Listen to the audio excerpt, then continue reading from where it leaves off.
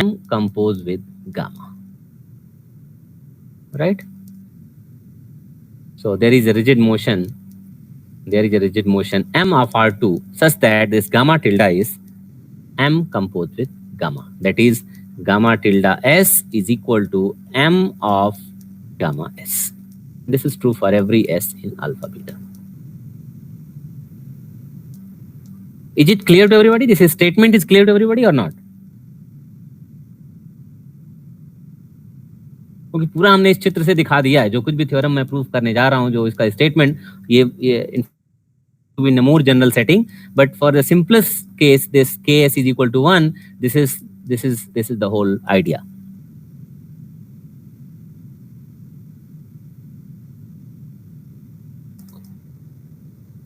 Is it clear to everybody? कोई दिक्कत हो तो आप लोग पूछते रहे हमसे. Clear sir. Yes. हाँ, good. So now proof.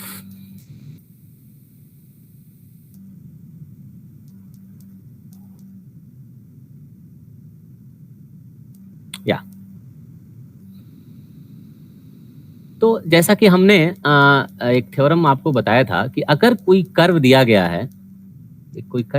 है, और किसी भी एक फिक्स डायरेक्शन से, अगर वो डायरेक्शन मान लीजिए आपका एक्स एक्सिस है,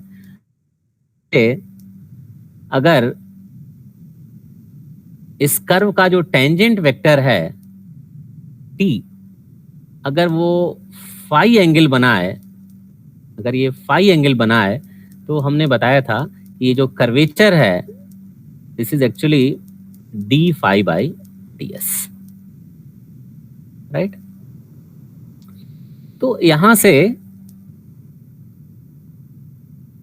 अगर इसको आप इंटीग्रेट करें तो आप फाई की वैल्यू आप k के टर्म में कैलकुलेट कर सकते हैं. So you can right, so let us start from some fixed s in given interval alpha beta.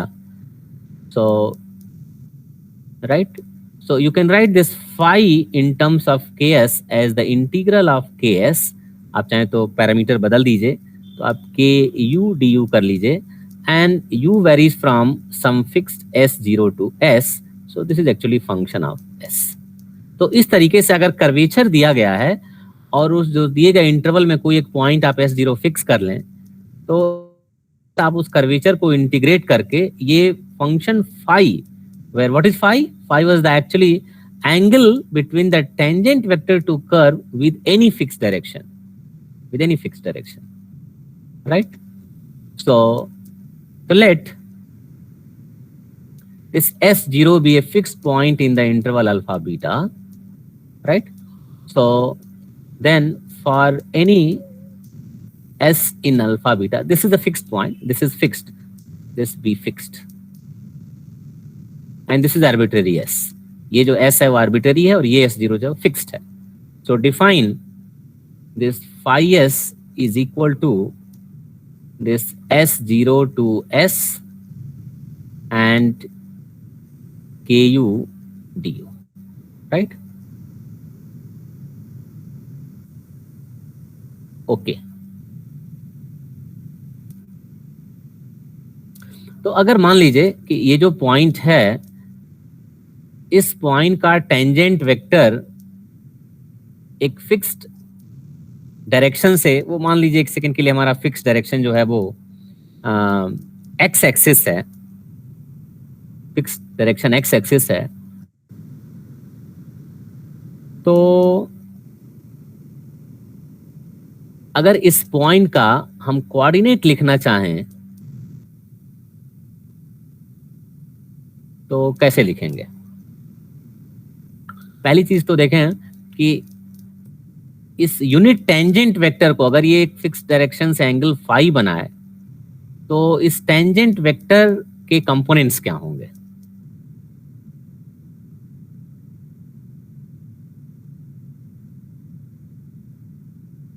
कोई बताए? T cos phi, T sin phi. No, T in itself is a vector. T is a vector और ये unit vector है. T एक unit vector है और ये इस फिक्स डायरेक्शन से फाई एंगल बना रहा है. मान लीजिए कि अगर ये एक्स एक्सिस है, ठीक है, ये एक्स एक्सिस है, तो इस यूनिट टेंजेंट वेक्टर को आप चाहें तो यहाँ पे ट्रांसपोर्ट कर सकते हैं, no problem, as a vector. और ये एंगल यूनिट वेक्टर है, इसका मतलब हमेशा एक सर्कल पे लाई करेगा ये vector.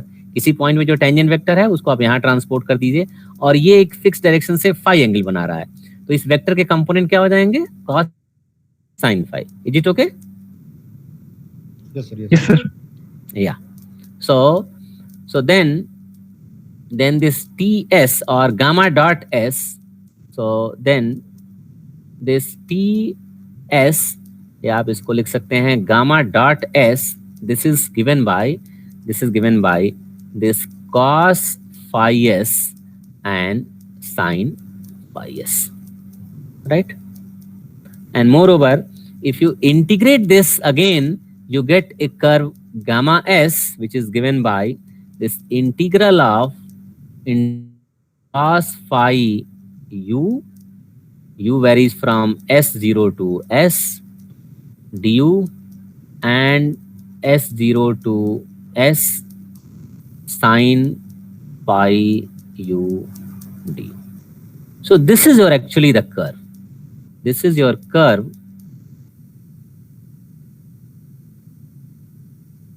This is your curve gamma given in terms of the phi, where phi is given by this integral. So maybe you can write the integral S0 to S, and again write phi in terms of this integral. So basically you have to calculate integral 2 times. So integral S0 to S cos, and again phi is equal to S0 to S k u du and then dv. तो ये complete आपका solution होगा। तो इस तरीके से इस दिए गए फंक्शन k की मदद से 2 बार इंटीग्रेट करके अपने कर्व को हम निकाल सकते हैं, वेयर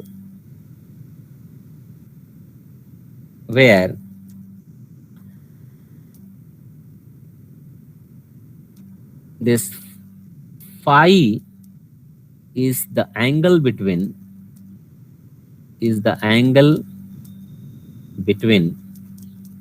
unit tangent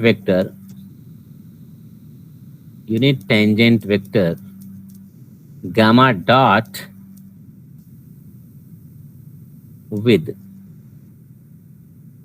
x-axis.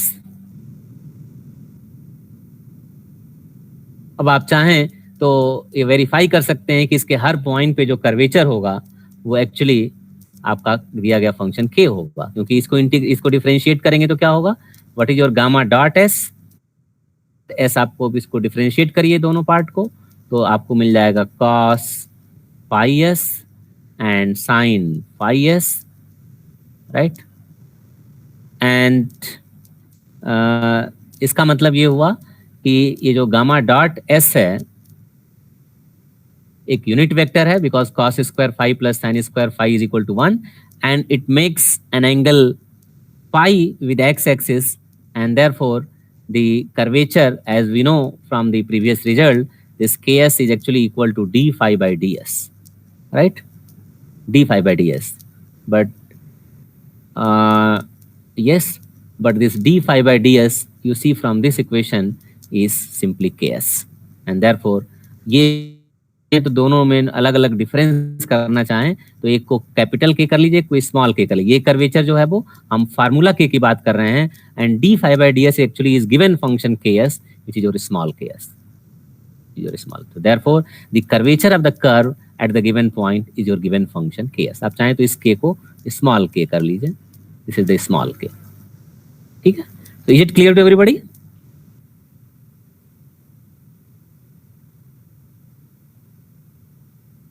अगर कोई फंक्शन दिया गया,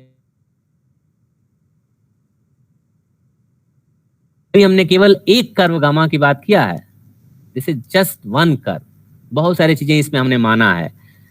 हमने तो एक पहले फिक्स डायरेक्शन को माना है, उसको एक्स एक्सिस कह दिया है, फिर हमने कहा कि साहब ये जो उसमें एक S0 पॉइंट, S0 भी आप चाहें तो दूसरा कोई पॉइंट फिक्स कर सकते थे, S ठीक है आर्बिट्ररी पॉइंट है, but S0 is as per our choice. अगर आप S0 बदल दीजिए तो कर्व बदल जाएगा। क्वेश्चन ये है कि अगर कोई दूसरा लड़का अगर दूसरा कर्व निकाल देगा गामा टिल्डा, तो ये गामा और होगा। That is the important point. Is it clear to everybody?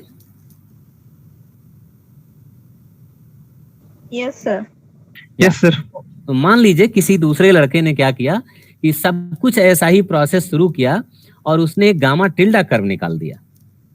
ठीक है, गामा टिल्डा कर्व निकाला और फिर हमको ये देखना होगा कि ये गामा और गामा टिल्डा में क्या रिलेशन है। तो बेसिकली मैं ये प्रूव करूंगा कि एक ऐसा रिजिड मोशन हमको मिलेगा। तो let us write one more line. या so in this way this is the proof of the first part. ये फर्स्ट पार्ट का प्रूफ कंप्लीट हो गया कि जो दिया गया था वो एक्चुअली ये जिस एक कर्व का हमने इन्वेस्टिगेशन किया है, जो गामा कर्व का, उस गामा कर्व का कर्वेचर ही है वो फंक्शन, कोई दूसरा फंक्शन नहीं है। दूसरे शब्दों में दिए गए किसी फंक्शन के लिए हम एक ऐसा कर्व निकाल सकते हैं जो कर्व इस फार्मूले से दिया जाएगा जिस कर्व का कर्वेचर हर पॉइंट पे दिया गया फंक्शन के होगा। Now for second part, that there is unique curve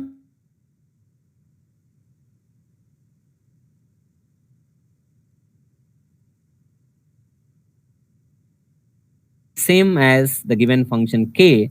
So we'll show that actually the two curves are related by rigid motion. So let gamma tilde be any other curve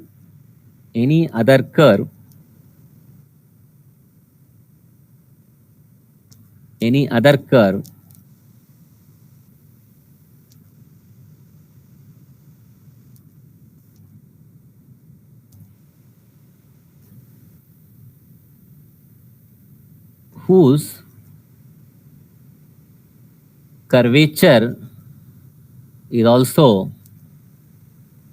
the given function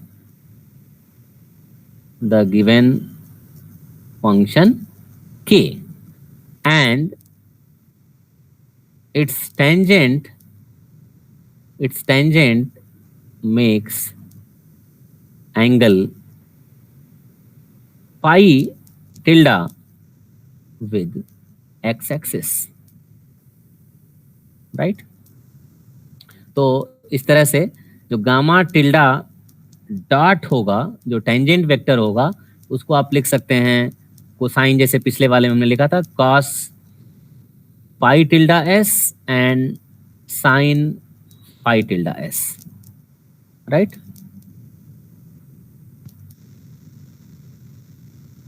And also this gamma s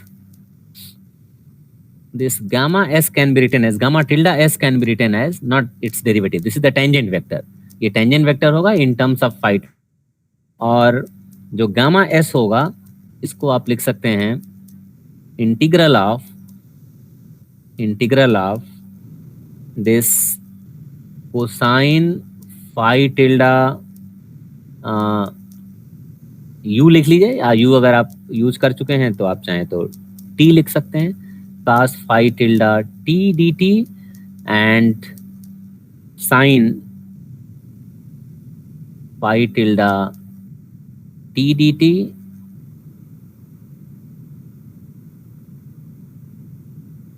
and from this s0 to s, this s0 to s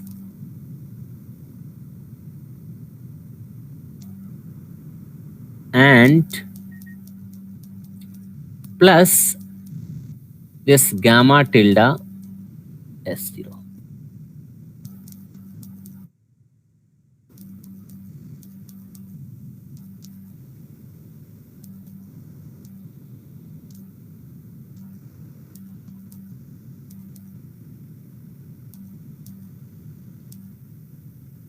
Right? Further, it is given that this d phi, because the curvature of this new curve is also the same function k.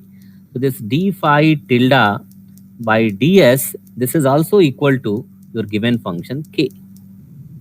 And therefore, this phi tilde अगर आप calculate करें तो ये भी आपका हो s0 to s and maybe you write ku du and plus this phi tilde S0. Sir वो gamma tilde S zero को क्यों ऐड किया हम लोगों ने? आप ऐसा देखो ना कि जैसे अगर आप इसको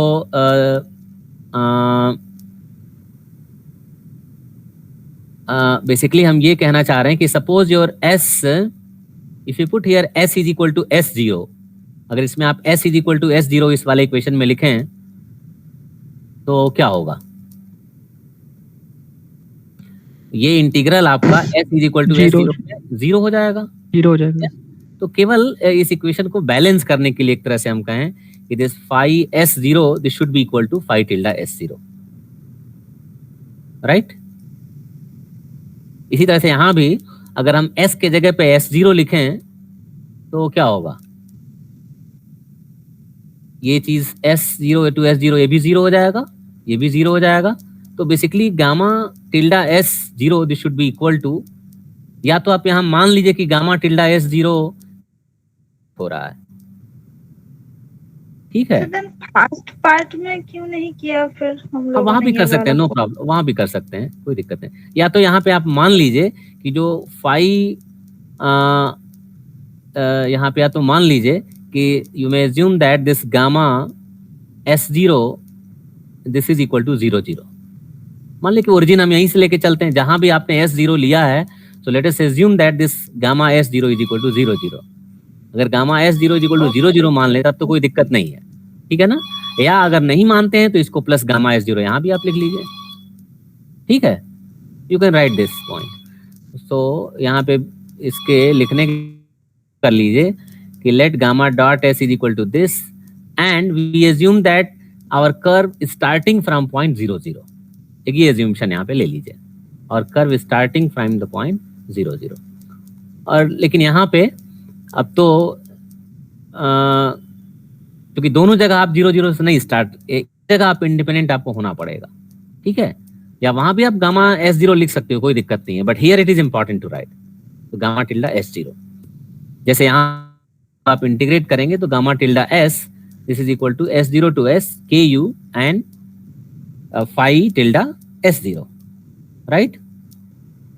तो अब इन दोनों इक्वेशंस की मदद से हम ये प्रूफ करेंगे, ये जो गामा टिल्डा S है, यहाँ पे हम ये फाई टिल्डा S की वैल्यू यहाँ से K के टर्म में लिखेंगे, फिर इसको एक्सप्लोर करेंगे तो ये इक्वेशन और ये जो पिछला इक्वेशन है, इन दोनों की मदद से हम ये दिखाएंगे कि एक ऐसा एंगल हमको थीटा मिलेगा और एक ऐसा वेक्टर हमको आप चाहें तो कह सकते हैं A मिलेगा, such that this gamma tilde, हम यहाँ पे केवल कंक्लूजन लिख दे रहे हैं, इसका प्रूफ अब चूंकि समय नहीं है इसलिए नेक्स्ट टर्न पे हम करेंगे। तो this gamma tilde is actually equal to this translation,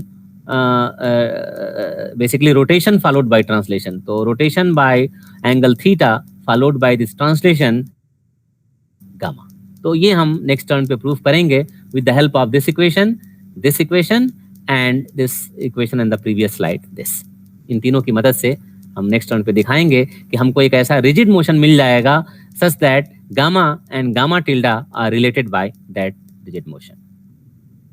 तो समय हो गया, आप लोगों का नेक्स्ट क्लास का विलंब होगा, तो इसको नेक्स्ट टर्न पे हम कंप्लीट करेंगे और फिर हम कुछ प्रोग्रामिंग की मदद से आपको दिखाएंगे कि आप देखिएगा बहुत सिंपल फंक्शन के लिए, वन के लिए तो बहुत आसान था, लेकिन थोड़ा सा कर्व को हम अगर ट्विस्ट, जो के फंक्शन है, कर्वेचर फंक्शन है, उसको थोड़ा सा अगर आप ट्विस्ट कर दीजिएगा तो आप देखिएगा कितने कॉम्प्लिकेटेड कर्व्स आपको मिलते हैं। वन के लिए तो बहुत ही आसान है कि सर्किल मिल जा रहा है, लेकिन आप जैसे थोड़ा सा फंक्शन को बदल दीजिए कि कर्व का नेचर बहुत ही टिपिकल होगा। तो इसको हम लोग नेक्स्ट टर्न पे कोशिश करेंगे देखने के लिए। Thank you sir. Thank you sir.